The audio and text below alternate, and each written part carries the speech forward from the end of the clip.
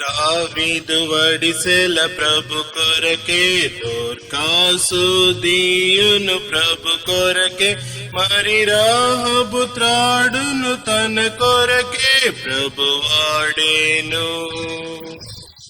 సంసోను చేతిలోనొక ఎముక, అహరోను చేతిలోనొక కర్ర, అవి అన్నియు ఆయన పని కొరకే ప్రభు వాడేను.